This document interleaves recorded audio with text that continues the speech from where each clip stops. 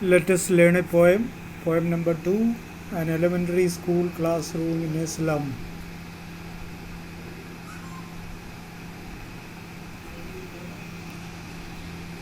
An elementary school classroom in a slum, written by Stephen Spender. Poet का नाम important है, सबको पता है, ऑब्जेक्टिव टाइप में आता है.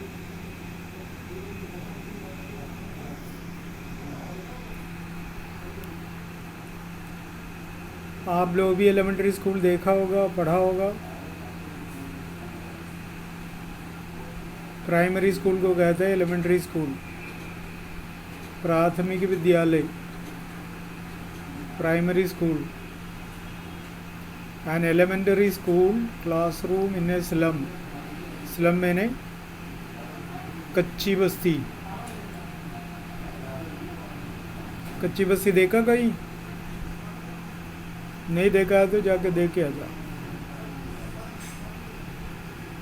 जानकारी ले कच्ची बस्ती में क्या क्या होता है, क्या नहीं होता. हम दो नर्सरी स्कूल कहाँ पढ़ा, प्राइमरी स्कूल कहाँ पढ़ा, हमें तो आइडिया होगा. लेकिन ये जो बता रहे स्कूल, उसके बारे में थोड़ा सोच के देखो, वहाँ के बच्चे कैसे है, कैसे नहीं है. Stephen Spender was an English poet and essayist.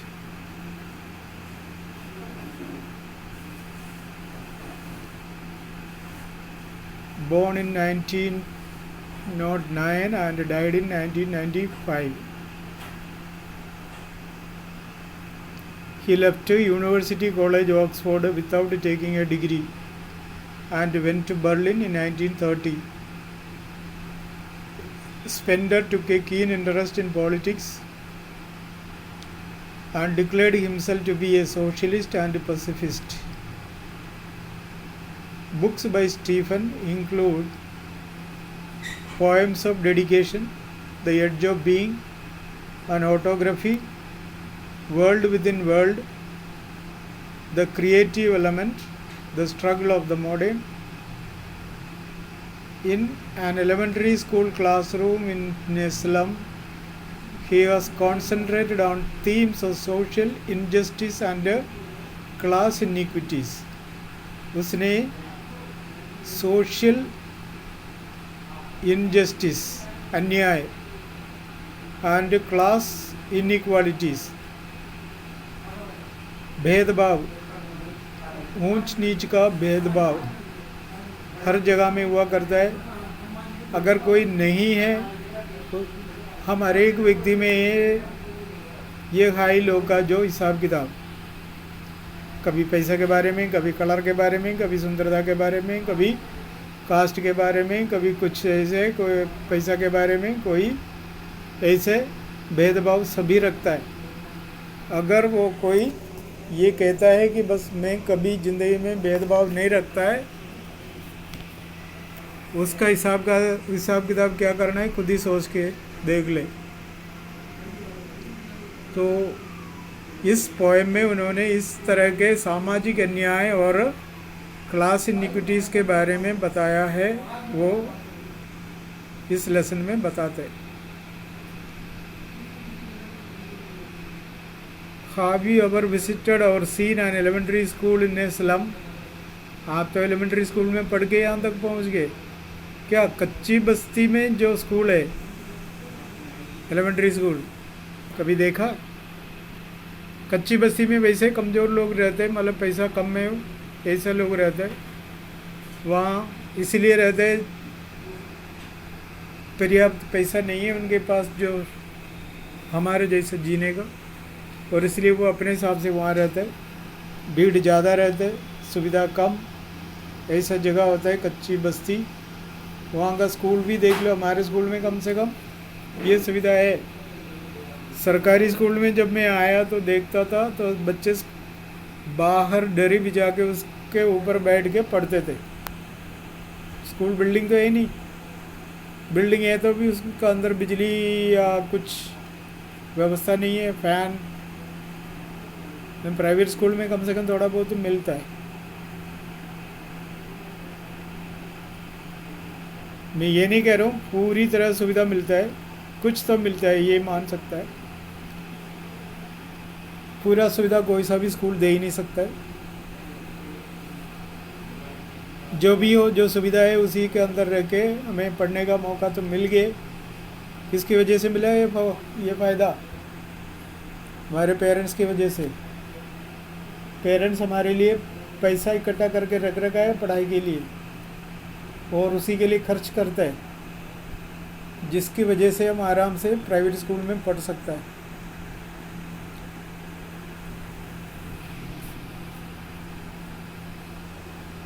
यही है अन एलिमेंट्री। कभी यही पूछते हैं कि आप लोगों ने कभी ऐसा स्कूल देखा है? देखा है तो ठीक, नहीं देखा है तो भी ठीक। कहाँ जाएंगे ऐसा स्कूल देखने? मुश्किल से मिलेगा, क्योंकि अपने यहाँ इस एरिया में कच्ची बस्ती नहीं है।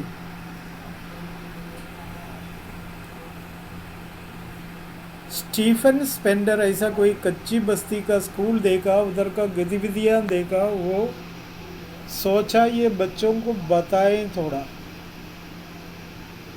बच्चे ये भी सीखना चाहिए कि ऐसा भी स्कूल होता है। हमें तो सुविधाजनक स्कूल मिला है पढ़ने के लिए, लेकिन कच्ची बस्ती में रहने वाले कैसे है, वहाँ के यूनिफॉर्म कैसा है, वहाँ का टीचर कैसा है, वहाँ का वातावरण कैसा है, वो तो जब हम अनुभव करें तभी तो समझ में आएगा। बोलने से कोई ज़्यादा हिसाब किताब नहीं मिलता। एनीवे, देखते हैं। वो तो इंग्लिश पोइट है, अपना इधर का भी नहीं है। वहाँ का कच्ची बस्ती जैसा है हमारी कच्ची बस्ती, ये सब कुछ हमें इस पोएम में से पढ़ना है। पोएम बड़ा टिपिकल है, दिमाग लगा के पढ़ें तो थोड़ा बहुत आइडिया मिल जाएगा। इसके अंदर जो भी वर्णन कर रखा है तो समझना है तो थोड़ा दिमाग लगाना पड़ता है। दिमाग है तो लगा दे, नहीं है तो जितना है उतना लगा दे। Okay, let us start. Far, far from gusty waves, these children's faces. Gusty यानी तेज।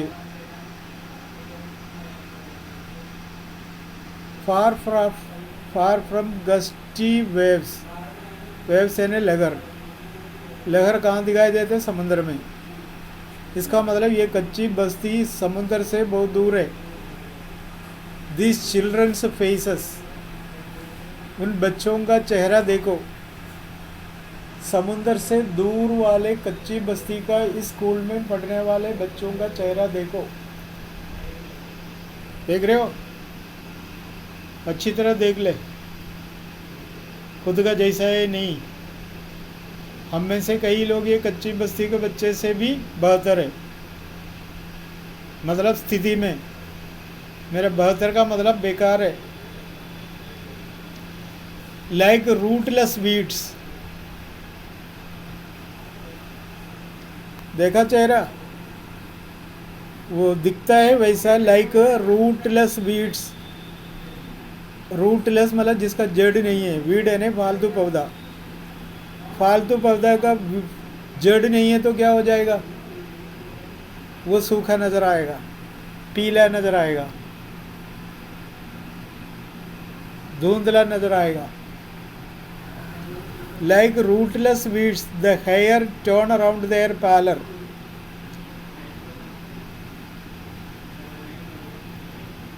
लाइक रूटलेस वीड्स में कौन सा पोइटिकल यूसेज यूज किया पता है ना? उपमा, सिमिली। रूटलेस वीड जैसा है उसके बाल। The hair turn around their pallor, उसका हेयर टोन है। टोन मीन्स बिखरे हुए। अराउंड देयर पालर, पालर है ना चेहरा, वो भी पीला चेहरा, कमजोर चेहरा, सुस्त चेहरा। बच्चे बैठे हैं ऐसे मज़ेदार, बाल तो बनाए नहीं, नहाए नहीं होगा तभी तो बाल बनाए ही नहीं, बाल वैसे बिखरे हुए। ये होता है ना, हम भी सुबह उठ के सीधे डायरेक्ट स्कूल में जाते हैं। चले अभी फिर भी ठीक है, सर्दी में देखो सुबह सुबह उठ के यूं ही मुंह धो के आने वाले कितने बच्चे अपने ही स्कूल में, शहर के बच्चे तो इससे अच्छा है ना, पर कच्ची बस्ती का बच्चा नहा के नहीं आए तो क्या फ़र्क पड़ता है। या हम भी आजकल बाल के बारे में बताएं, आजकल के बच्चों का बाल देखो, बॉयज़ की बात बता रहा हूँ मैं, लड़कियां तो सही है, लड़के तो ऐसे ऐसा बाल बना के आते हैं पूछो ही मत। लड़का समझते हैं ऐसा बाल बनवा के आने में या ऐसा कटिंग करा के आने में तो बड़ा मज़ा आता, लोग अट्रैक्टिव होता, देखने में स्मार्ट होने लग जाते, सुंदर होने लग जाते। बावड़े कहेंगे बाल को सिंपल कट रखा कर। अगर कोई ये समझता है कि ये करना है, लेकिन वो तो बाद में कर ले, जिसको दिखाना है वहाँ ये काम करे। ये बच्चों का जो बाल बिखरे हुए, चेहरा पीला पड़ गए, कमज़ोर पड़ गए उदास से, the tall girl with her weighed down head. देखो एक चोरी बैठी है, एलिमेंट्री स्कूल का बच्चा, छोटे छोटे, हम बड़े बड़े, हम भी आके ऐसे बैठते, हमसे कंपेयर कर। The tall girl with her weighed down head, उसका सिर मोटा है तभी तो भारी है।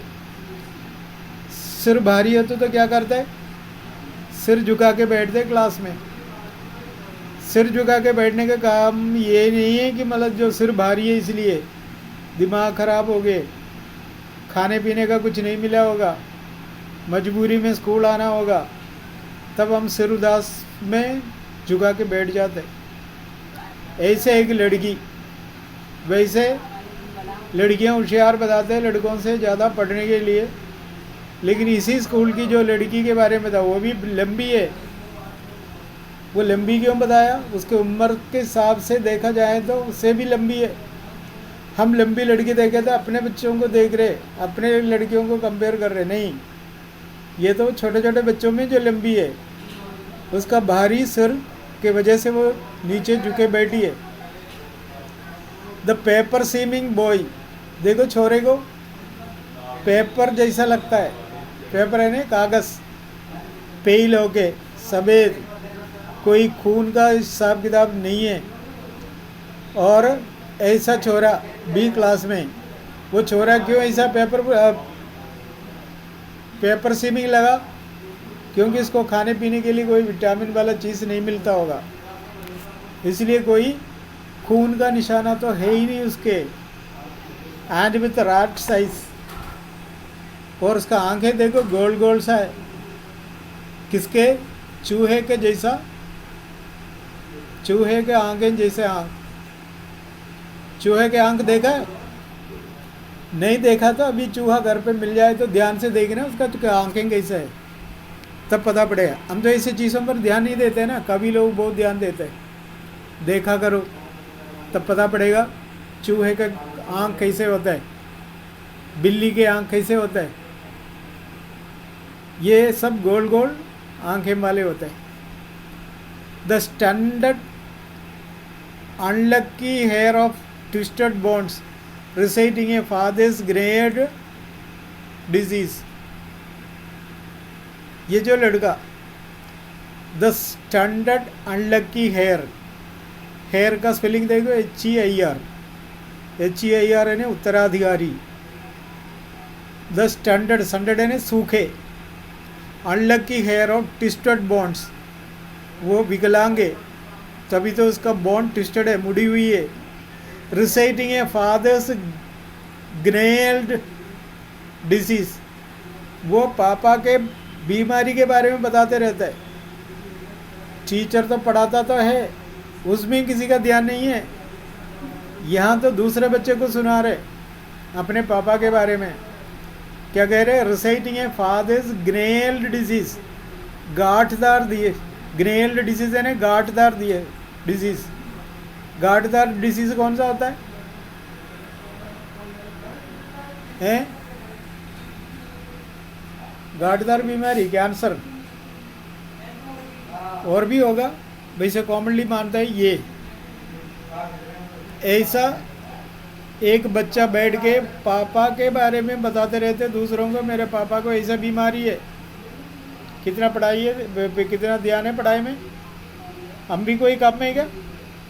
हम भी टीचर्स इम्पोर्टेंट लेसन पढ़ते समय ऐसी ऐसी बातें चर्चा करते रहते हैं। टीचर तो पढ़ाते कोई बात नहीं, चलने दो उनके, लेकिन हमारा धंधा हमें चलाना है। और इस तरह से हम क्या करते हैं, बैठ के पढ़ लेते। On his lesson from his desk, एक बच्चा उसका उत्तराधिकारी बनने का कोई गुंजाइश नहीं है, विकलांग तो है ही, बौने तो है। वो क्या करते हैं, बैठे बैठे अपने पापा के गांठदार बीमारी के बारे में बताते रहते हैं। पढ़ाने के बीच में बता रहे, इस तरह का काम है बच्चे का।